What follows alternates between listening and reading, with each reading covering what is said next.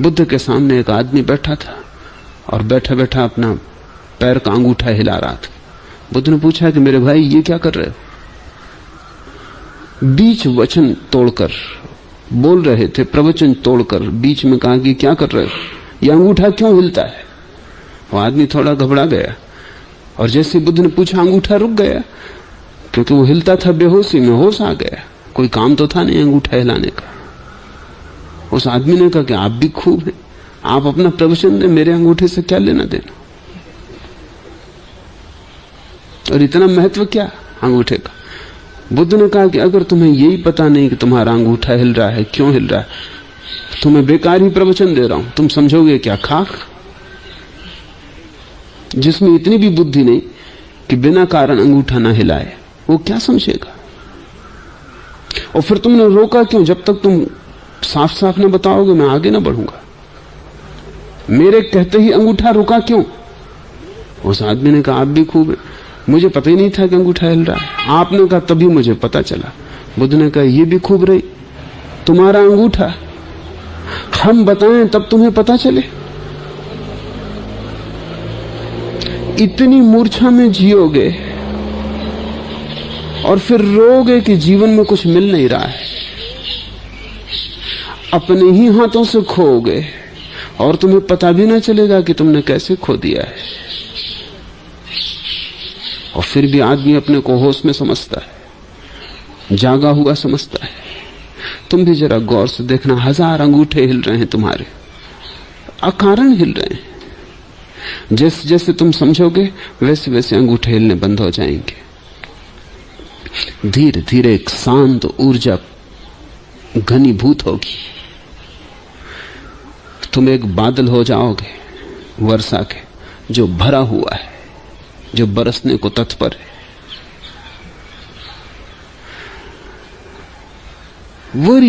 बड़ी विराट संभावना है, लेकिन संभावना तभी फलित होगी जब तुम द्वार बंद करो, छिद्र रोको। और ये छिद्र और द्वार रुक जाते हैं सिर्फ होश से। थोड़ा जाग के देखो तुम क्या कर रहे हो, और जो जो तुम पाओ व्यर्थ है, थोड़ा संभल के चलो, व्यर्थ को छोड़ते जाओ। बहुत बड़े प्रसिद्ध चित्रकार रोदिन से किसी ने पूछा, रोदिन ने एक बड़ी सुंदर प्रतिमा अभी अभी बनाई थी, कोई मित्र देखने आया था, उसने पूछा कि तुम गजब कर देते हो, तुम करते क्या हो, तुम्हारा राज क्या है, ये प्रतिमा इतनी जीवंत प्रकट कैसे हो जाती साधारण अनगढ़ पत्थरों से? रोदिन ने कहा हम कुछ करते नहीं, सिर्फ पत्थर में जो जो व्यर्थ था उसे हम अलग कर देते। मूर्ति तो छिपी ही थी, पत्थर जरा ना समझ तो व्यर्थ को भी जोड़े हुए था। जरा जरा जहां जहां हम पाते हैं व्यर्थ पत्थर है, वहां हम छेनी चलाते हैं, व्यर्थ को हटा देते। धीरे धीरे मूर्ति प्रकट होने लगती। मूर्तिकार जब जाता है पहाड़ों में पत्थर खोजने, तो वो पत्थरों को देखता है कि किस पत्थर में मूर्ति छिपी, कौन सा पत्थर मूर्ति को प्रकट कर सकेगा। तुम जाओगे, तुम्हें सभी पत्थर एक जैसे लगेंगे। मूर्तिकार को दिखाई पड़ जाती छिपी हुई मूर्ति। तुम जब मेरे पास आते हो तो मैं देखता हूं कि तुमने कैसी मूर्ति छिपी है, क्या क्या व्यर्थ तुमने है जो जरा सा काट दिया जाए कि तुम सार्थकता को उपलब्ध हो जाओगे। विराट ऊर्जा तुम में छिपी। तुम अनगढ़ पत्थर हो, लेकिन परमात्मा की प्रतिमा को छिपाए बैठे हो। निष्क्रियता का पहला अर्थ है जो जो व्यर्थ है उसे मत करो। 100 में से 90% कृत्य तुम्हारे अपने आप विदा हो जाएंगे, 10% बचेंगे। वो जीवन की अपरिहार्यताएं कि प्यास लगेगी तुम पानी पियोगे, कि नींद आएगी तो तुम उठ के बिस्तर पर जाके सो जाओगे, कि भूख लगेगी तो भोजन करोगे, भोजन को पचाओगे, कि सुबह की प्रभात वेला में थोड़ा घूम आओगे, कि स्नान कर लोगे। बस ऐसी जरूरत की बातें बचेंगी। तब तुम्हारे भीतर ऊर्जा का स्तंभ निर्मित होगा। उसी ऊर्जा के स्तंभ से तुम चढ़ोगे परमात्मा तक। तुम नहीं, ऊर्जा चढ़ेगी। बिना ऊर्जा के तुम कैसे जाओगे? ऊर्जा ही तो मार्ग बनेगी। निष्क्रियता का अर्थ है ऊर्जा का संयम। अब हम लाओसे को समझने की कोशिश करें। निष्क्रियता को साधो, अकम्प्लिश डू नथिंग। अकर्म पर अवधान दो, अटेंड टू नो अफेयर्स। और स्वाधीन का स्वाद लो। निष्क्रियता को साधो। कैसे साधोगे? निष्क्रियता को कोई साध सकता है? क्योंकि साधना तो क्रिया है। यही भाषा की मजबूरी पता चलती। इसलिए लाओस से शुरू में कह देता है कि कह ना सकूंगा जो मैं कहना चाहता हूं, और जो मैं कहूंगा वो सत्य ना होगा। सत्य कहा नहीं जा सकता। यह कठिनाई लाओस से भली भांति जानता है, क्योंकि साधना तो क्रिया है। निष्क्रियता को साधो, ये तो विरोधाभासी वक्तव्य है। निष्क्रियता को कैसे साधोगे? निष्क्रियता तो साधी नहीं जा सकती। लेकिन फिर भी यही कहना पड़ेगा, क्योंकि तुम कुछ जानते ही नहीं। असाध्य भी कुछ सधता है, इसका तुम्हें कुछ पता नहीं। तुम कर्म की भाषा ही समझते हो। इसलिए मुझे भी कहना पड़ता है ध्यान करो। अब ध्यान कहीं किया जा सकता है। कहना पड़ता है प्रेम करो, प्रेम कहीं किया जा सकता है। और जो किया जाएगा वो प्रेम ना होगा। प्रेम तो होता है, करोगे कैसे? ध्यान कोई क्रिया तो नहीं है, अवस्था है। तुम ध्यान में हो सकते हो, ध्यान कर नहीं सकते। करेगा कौन? कैसे करोगे? तुम प्रेम में हो सकते हो, प्रेम करोगे कैसे? तुम प्रार्थना में हो सकते हो, लेकिन प्रार्थना करोगे कैसे? तुम्हारे शोरगुल मचाने से थोड़ी प्रार्थना होती है। मंदिर में जाके सिर 1000 दफे झुकाने से थोड़ी प्रार्थना होती है। हाथ जोड़ जोड़ के आकाश की तरफ आंखें उठाने से थोड़ी प्रार्थना होती है। ये तो भाव भंगिमाएं ऊपर ऊपर। प्रार्थना तो बड़ी दूसरी बात है। प्रार्थना तो तुम्हारे होने का ढंग है। तब तुम भाव भंगिमा ना भी करो तो भी प्रार्थना चलती है। प्रार्थना तो एक भाव दशा है। इसलिए जो भी प्रार्थना को समझ लेता है वो मंदिर नहीं जाता। मंदिर जाने की क्या जरूरत? जो भी ध्यान को समझ लेता है सिर्फ वो ध्यान को करता नहीं, क्योंकि करने का कहां सवाल। लेकिन अभी जहां तुम खड़े हो तुम्हारी ही भाषा बोलनी पड़ेगी। तुमसे कहना पड़ेगा ध्यान करो, जानते हुए भली बात है कि करने से ध्यान का कोई भी संबंध नहीं। लेकिन तुम समझोगे नहीं अगर पहले से कहा जाए ध्यान ना करो, क्योंकि तब भी मुझे करने का ही प्रयोग करना पड़ेगा, चाहे ना करना कहूं चाहे करना कहूं। निष्क्रियता को साधो का अर्थ यह है निष्क्रियता को समझो, जियो। निष्क्रियता को संभालो। जीवन जैसा है उसे समझने की कोशिश से धीरे धीरे तुम पाओगे कि निष्क्रियता सदती, क्योंकि जो जो व्यर्थ है वो तुम करना बंद कर देते हो। सार्थक को करना थोड़ी है सिर्फ व्यर्थ को करना छोड़ देना है। मूर्ति बनानी थोड़ी है, जो जो व्यर्थ शिलाखंड जोड़े हैं उनको काट के अलग कर देना है। कर्म की व्यर्थता को पहचानो। भागे चले जा रहे हो, कभी खड़े होकर सोचते भी नहीं कि किस लिए दौड़ रहे हो, किस लिए भाग रहे हो, कहां जाना चाहते हो। फिर अगर कहीं नहीं पहुंचते तो रोते क्यों हो? रोज सुबह उठे फिर वही चक्कर शुरू कर देते हो, फिर वही दुकान, फिर वही बाजार, फिर वही कृत्य। लेकिन कभी तुमने पूछा कि इनसे तुम कहां जाना चाहते हो, क्या पालोगे? दुकान अगर ठीक भी चल गई 70 साल तक तो क्या पालोगे?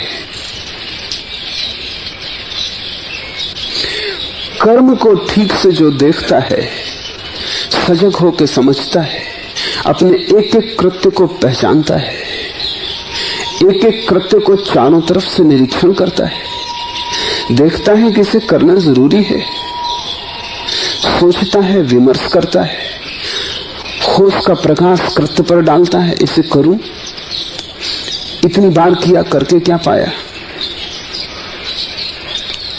फिर करूंगा तो क्या पाऊंगा। और अगर इतनी बार करके कुछ न पाया और फिर भी करता रहा हूं तो इसके करने के पीछे कोई कारण छिपा होगा जो मुझे पता नहीं है, क्योंकि मिलने के कारण तो मैं इसे नहीं कर रहा हूं, कुछ मिला तो है नहीं, तो कुछ कारण छिपा होगा अचेतन गर्भ में, कहीं भीतर अंधकार में कोई जड़ें छिपी होंगी जिनके कारण ये कृत्य हो रहा है। लोग मेरे पास आते हैं, कहते हैं सिगरेट पीना छोड़ना। उनसे कहता हूं ये फिक्र मत करो, तुम पहले ये तो समझो कि पीते क्यों हो, और जब तुम ये नहीं समझ पाए पी पी के कि पीते क्यों हो तो तुम छोड़ कैसे सकोगे? छोड़ना क्यों चाहते हो? तो कहते हैं अखबार में पढ़ लिया कैंसर इससे होता है। छोड़ना चाहते हो ऊपर के कारणों से कि पत्नी पीछे पड़ी कि मत पियो, कि मुंह से बदबू आती, कि घर में छोटे बच्चे पीते देखेंगे तो वो भी पिएंगे, पर ये सब कारण तो ऊपर ऊपर। तुमने पीना शुरू क्यों किया? तुमने इसलिए तो पीना शुरू नहीं किया था कि इससे कैंसर नहीं होता इसलिए पिए, तो कैंसर होने से छोड़ोगे कैसे?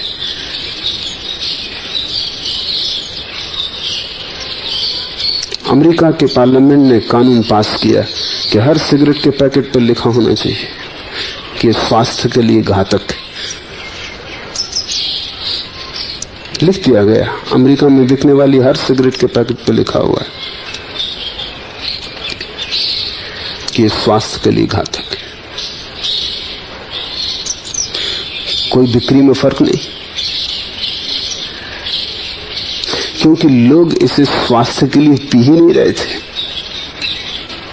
बिक्री वैसी की वैसी। पहले तो बहुत घबराए थे सिगरेट बनाने वाले निर्माता कि इसको पैकेट पर लिखना बड़े बड़े अक्षरों में कि स्वास्थ्य के लिए घातक है, बुरा परिणाम लाएगा, क्योंकि लोग बार बार पैकेट निकालेंगे, बार बार पढ़ेंगे कि स्वास्थ्य के लिए घातक है, तो बिक्री पर असर पड़ेगा। लेकिन जरा भी असर नहीं पड़ा, रत्ती भर असर नहीं पड़ा,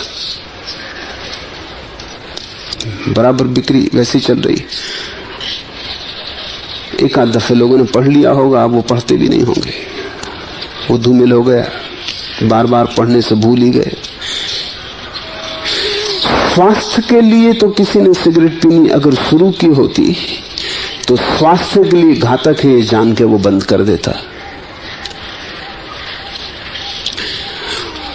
पत्नी को पसंद पड़ेगी इसलिए अगर किसी ने सिगरेट पीनी शुरू होती, तो पत्नी को पसंद नहीं पड़ती तो बंद कर देता, मगर ये तो कारण ही न थे शुरू करने के। तो जिन कारणों से तुम छोड़ना चाहते हो वो तो झूठे, और जिस कारण से तुम पीते हो उसको तुमने कभी देखा ही नहीं। अखबार में जाने की जरूरत नहीं, न पत्नी से पूछने की जरूरत, अपने भीतर जाओ, अपनी सिगरेट की तलफ को पहचानो, कैसे उठती, क्यों उठती है, कब उठती है, क्या कारण होता है तुम्हारे भीतर जब तुम अचानक सिगरेट पीना चाहते हो, कब तुम्हारा हाथ खीसा में चला जाता है, पैकेट निकल आता है, माचिस जल जाती, तुम धुआं को बाहर भीतर करने लगते हो। उस पूरी मनोदशा को समझो, और सबकी अलग अलग मनोदशाएं होंगी। हर आदमी सिगरेट एक ही कारण से नहीं पी रहा है, सबके अलग कारण होंगे। कोई इसलिए पी रहा है कि मां से स्तन जल्दी छूट गया, अभी स्तन से और पीना चाहता था, लेकिन मां ने जल्दी स्तन छुड़वा दिया। आदिवासियों में 7-8 साल तक, 9 साल तक भी बच्चा मां का स्तन पीता है, वो स्वाभाविक मालूम पड़ता है। कोई सभ्य समाज 9 साल के बच्चे को दूध नहीं पीने देगा, क्योंकि बड़ी बेहूदी बात मालूम पड़ती। 9 साल का बच्चा तो काफी बड़ा बच्चा है, 2.5 साल 3 साल में और भी पहले छुड़ाने की कोशिश शुरू हो जाती। जो बहुत सभ्य समाज है अमेरिका, वहां बच्चों को दूध मां देने ही पसंद नहीं करती, वो उसको पहले ही बोतल से पिलाया जाता है। जिनका बचपन में मां ने स्तन जल्दी छुड़ा लिया है, उनके भीतर एक जरूरत रह गई है अचेतन में कि कोई गर्म कुनकुनी चीज दूध के जैसी उनके भीतर जाती रहे। अब दिन भर अगर आप दूध पिए तो नुकसानदायक होगा। सिगरेट सुविधापूर्ण है, जब चाहो तब पी सकते हो। बोतल लिए फिरो दूध की, वो भी अच्छा नहीं लगेगा। और ठीक बोतल से पियो तो लोग समझेंगे पागल हो गए, कि दिमाग खराब हो गया। सिगरेट पूरा काम कर देती, पैकेट की तरह खीसे में ले सकते हो, कोई नहीं समझता कि इसमें पागल हो गए, क्योंकि सभी पागल हैं, उस तरह के सभी पी रहे हैं। और फिर ये कोई भोजन भी नहीं है जो पेट को भर दे, सिर्फ दूध का आभास है। वो जो कुनकुनापन है दूध की, जो गर्मी है, उष्णता है, और स्तन का आभास है कि मुंह में सिगरेट डाल ली तो स्तन जैसा मालूम होता है। फिर उसमें से गर्म धुआं भीतर जाने लगा तो दूध भीतर जाने लगा। 100 में से 50% लोग स्तन के सब्स्टिट्यूट की तरह सिगरेट पी रहे हैं।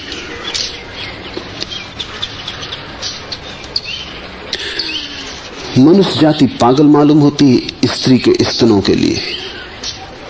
पशुओं में तुमने कभी किसी पुरुष पशु को स्त्री मादा का स्तन जांचते परखते देखा? कि कोई तस्वीर लिए घूम रहा है, कि प्ले बॉय की कॉपी रखे हुए, कि जब मौका लगा एकांत में तो ध्यान कर रहा है। लेकिन पुरुष जाति स्त्री के स्तन से बड़ी आकर्षित है। चित्रकार चित्र बना रहे हैं, फिल्म बनाने वाले फिल्म बना रहे हैं, कवि कविताएं लिख रहे हैं, कहानीकार कहानियां गढ़ रहे हैं, मूर्तिकार मूर्ति बना रहे हैं। जैसे स्त्री का स्तन का एक दीवानापन, और सब तरफ स्त्री का स्तन उभर के बैठा हुआ है। चाहे मंदिर में बैठी देवी हो, चाहे वैश्यालय में बैठी हुई वैश्या हो, स्तन उभर के बैठा है। भक्त की भी नजर उस पे, प्रेमी की भी नजर उस पे, राहगीर भी उसी को देख रहा है। आखिर स्तन का ऐसा क्या मैनिया है, क्या पागलपन है? अगर कहीं दूसरे चांद तारे से कोई आदमी यहां उतरे तो बड़ा हैरान होगा कि इन आदमियों को ये स्तन का मैनिया क्यों पकड़ा हुआ है। आखिर क्यों स्तन के दीवाने? आदिवासियों में नहीं है लोग स्तन के दीवाने, क्योंकि बच्चा 9 साल तक मां का दूध पी लेता है, स्तन से छुटकारा हो जाता। इसलिए आदिवासी में कोई फिक्र नहीं करता स्तन की। स्त्रियां स्तन उघाड़े घूम रही, कोई खड़े होकर भीड़ नहीं लगा के देखता, कोई स्ट्रिप्टीज की जरूरत नहीं पड़ती, किसी का प्रयोजन ही नहीं है। जब पहली दफे जंगली जातियों का अध्ययन शुरू हुआ और वैज्ञानिक अध्ययन करने गए तो वो बड़े हैरान हुए। स्त्रियों से पूछो कि ये क्या है, तो वो कहते हैं बच्चों को दूध पिलाने का स्तन है। तुम उनके स्तन पर हाथ रख के पूछो तो भी उनको कोई अड़चन नहीं, कोई बेचैनी नहीं। जैसे शरीर की किसी और अंग पर हाथ रख के पूछो तो कोई बेचैनी नहीं। लेकिन सभ्य जातियों के लिए बड़ी बेचैनी। 50% लोग तो स्तन के परिपूरक की तरह सिगरेट पी रहे हैं। अब इनसे तुम सिगरेट छोड़ने को कहो क्योंकि सिगरेट स्वास्थ्य के लिए हानिकर, इसका कोई तालमेल ही नहीं। इनके कारण से इसका कोई संबंध नहीं जुड़ता।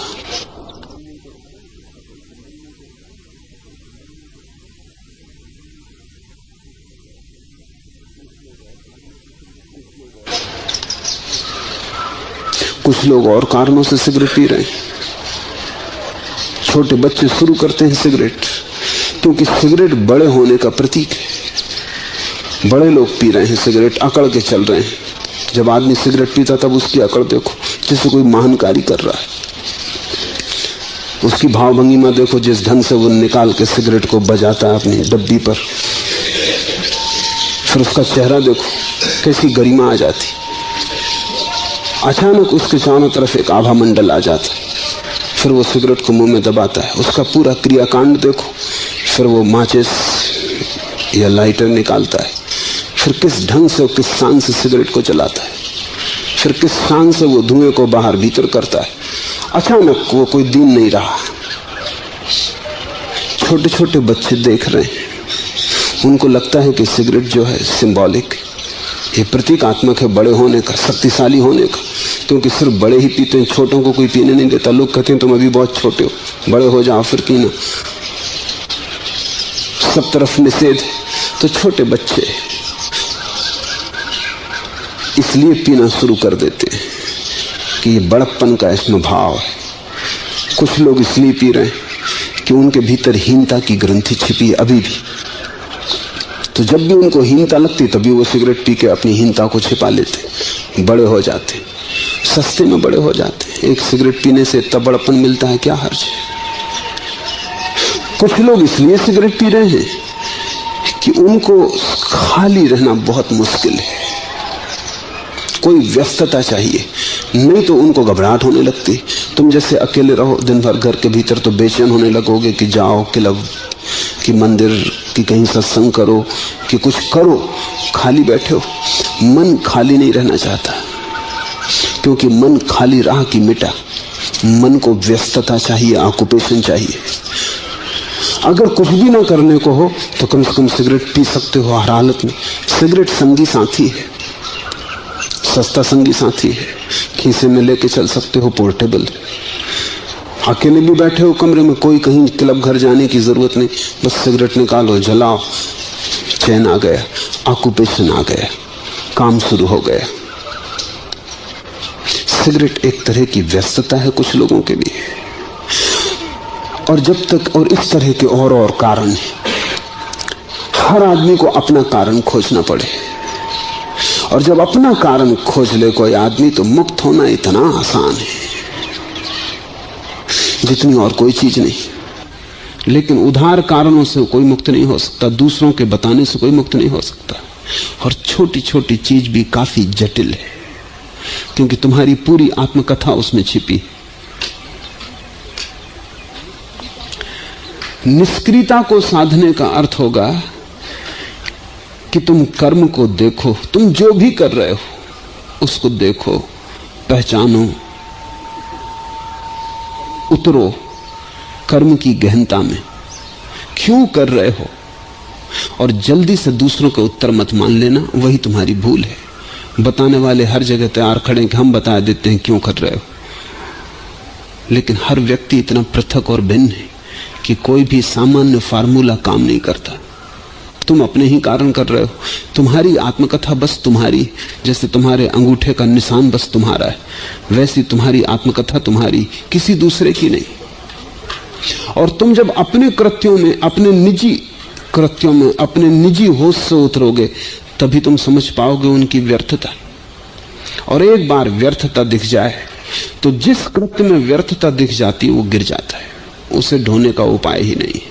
यही है साधना निष्क्रियता का। धीरे धीरे धीरे धीरे व्यर्थ कृत्य गिर जाएंगे, सार्थक बचेंगे। सार्थक से कोई विरोध नहीं है, बिल्कुल जरूरी बचेंगे, बिल्कुल जरूरी है, उनको तोड़ना भी नहीं है, हटाना भी नहीं है।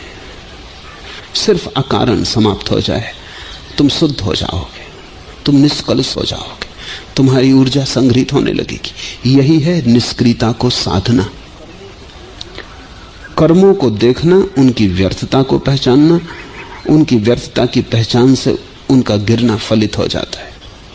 धीरे धीरे काटते काटते काटते तुम्हारी मूर्ति निखर आती, तब तुम बैठे हो।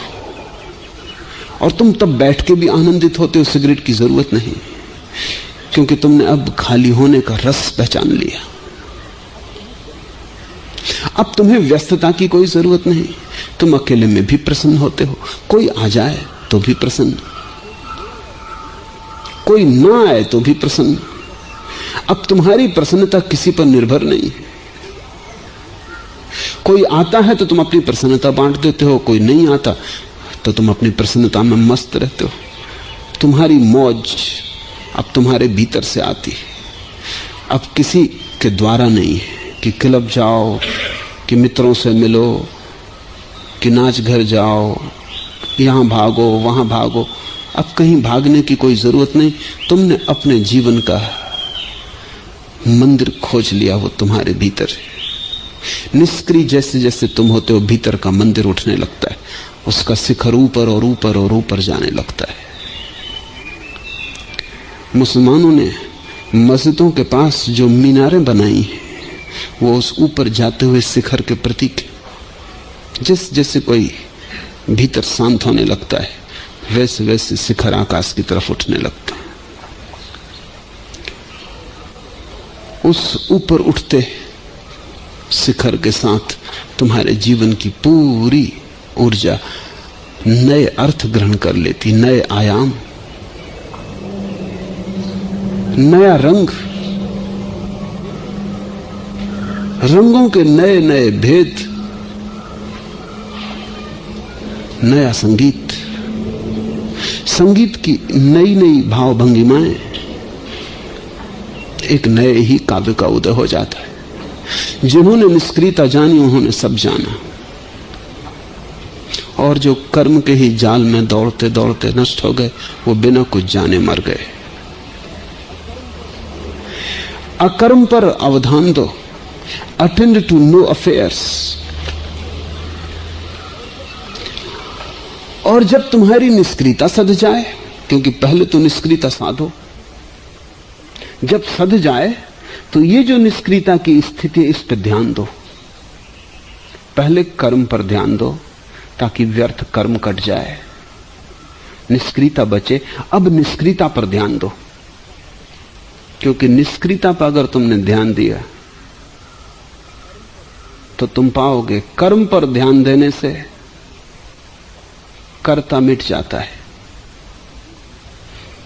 क्योंकि धीरे धीरे सब कर्म शांत हो जाते हैं, निष्क्रियता का उदय हो जाता है, तुम्हारे कर्ता का भाव चला जाता है कि मैं करता हूं। जब कुछ कर ही नहीं रहे हो तो कर्ता कहां? तुम होते हो, कर्ता नहीं होते, साक्षी बन जाते हो।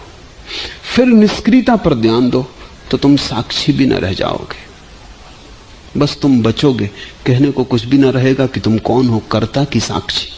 तो तीन स्थितियां हैं, कर्ता, अकर्ता, अकर्ता यानी साक्षी, और फिर एक तीसरी स्थिति है दोनों के पार, अतिक्रमण, ट्रांसेंडेंस। कर्म को देखकर साक्षी बनोगे, फिर अकर्म को देखकर साक्षी के भी पार हो जाओगे। वहां फिर कोई शब्द सार्थक नहीं, फिर तुम ये ना कह सकोगे मैं कौन। बोधि धर्म से पूछा चीन के सम्राट ने, तुम कौन हो? तो बोधि धर्म ने कहा मुझे पता नहीं। चीन के सम्राट ने अपने दरबारियों से कहा हम तो सोचते थे कि धर्म का संबंध आत्मज्ञान से। तो ये बोधि धर्म किस तरह का ज्ञानी? क्योंकि ये कहता है मुझे कुछ पता नहीं। तुम भी सुनोगे तो यही समझोगे, लेकिन बोधि धर्म तुम्हारे आत्मज्ञानियों से बड़ा ज्ञानी, वो एक कदम और ऊपर गया है। अज्ञानी को भी पता नहीं कि मैं कौन हूं, परम ज्ञानी को भी पता नहीं रह जाता कि मैं कौन हूं। अज्ञानी को इसलिए पता नहीं कि उसे होश नहीं है, परम ज्ञानी को इसलिए पता नहीं रहता कि होश ही होश बचता है, रोशनी ही रोशनी बचती, कुछ दिखाई नहीं पड़ता रोशनी में, कोई ऑब्जेक्ट नहीं बचता, कोई वस्तु नहीं बचती, सिर्फ प्रकाश रह जाता है, अनंत प्रकाश, और दिखाई कुछ भी नहीं पड़ता। तो किसको कहें कि मैं कौन? एक अज्ञान है, अंधकार के कारण दिखाई नहीं पड़ता, और ज्ञानी का भी एक परम अज्ञान है, जब रोशनी ही रोशनी रहती है और कुछ दिखाई नहीं पड़ता। बोधि धर्म ने बड़ी अद्भुत बात कही है, शायद ही किसी दूसरे ज्ञानी ने इतने हिम्मत से कही है कि मुझे कुछ भी पता नहीं। सम्राट नहीं समझ पाया, क्योंकि ये तो भाषा के पार की बात हो गई। बोधि धर्म के शिष्यों में भी थोड़े ही समझ पाए, उनको भी लगा कि तो बोधि धर्म ने कैसा जवाब दिया, ज्ञानी को तो कहना चाहिए कि हाँ मुझे पता है कि मैं कौन। ज्ञानी ने कहा कि मुझे भी पता नहीं कि मैं कौन। वो इसलिए कहा कि जब न कर्ता बचा न साक्षी बचा तो अब क्या उत्तर देना है। अकर्म पर अवधान दो। फिर तीसरा सूत्र है स्वादहीन का स्वाद लो, तभी तुम्हें स्वादहीन का स्वाद मिलेगा। अभी तुमने कर्म का स्वाद लिया है। कर्म का स्वाद दो तरह का है, सुख और दुख। कर्म सफल हो जाए तो सुख का स्वाद मिलता है, कर्म असफल हो जाए तो दुख का स्वाद मिलता है। अगर तुम निष्क्रियता साध लो तो तुम्हें शांति का स्वाद मिलेगा। वहां ना सुख होगा ना दुख, बस परम शांति होगी, परम चैन की बंसी बजेगी। अस्खलित चैन ही चैन मालूम होगा। एक विश्राम विराम, सब ठहर गया, सब कर्म खो चुका, कर्ता खो चुका, तुम सिर्फ देख रहे हो। वहां कोई सुख दुख नहीं प्रवेश कर पाता, वहां एक गहन मौन और शांति है। लेकिन लाओस से उसे भी स्वादहीन स्वाद नहीं कहता, कहता अभी अनुभव करने वाला बाकी है, अनुभोक्ता साक्षी बाकी है, थोड़ा सा फासला है, अभी थोड़ी दूरी है, अभी अनुभव घटित हो रहा है। फिर एक स्वाधीन स्वाद, जब साक्षी भी खो गया, स्वाद लेने वाला ना बचा, तब एक स्वाद है, उसी को हमने आनंद कहा है। लाओस से कहता है स्वादहीन का स्वाद लो।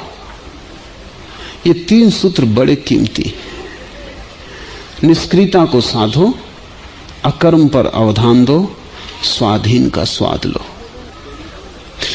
चाहे वह बड़ी हो या छोटी, बहुत या थोड़ी, घृणा का प्रतिदान पुण्य से दो। ये अकर्मण्यता को साधना हो, निष्क्रियता को साधना हो, तो तुम्हें यह ख्याल रखना पड़े, कोई गाली देता है तो तुम धन्यवाद दो, कोई घृणा करता है तो तुम पुण्य से प्रतिकार करो। छोटी घृणा, बड़ी घृणा, अपमान, तिरस्कार, तुम बुरे का जवाब बुरे से मत देना, अन्यथा तुम कर्म में खींच लिए जाओगे। जब एक आदमी गाली देता है तब तुम्हारा मन कहेगा कि उठाओ पत्थर, फोड़ दो सिर। ये आदमी तुम्हारा मालिक हो गया, इसने जरा सी गाली दे दी और तुम्हें कर्म में खींच लिया।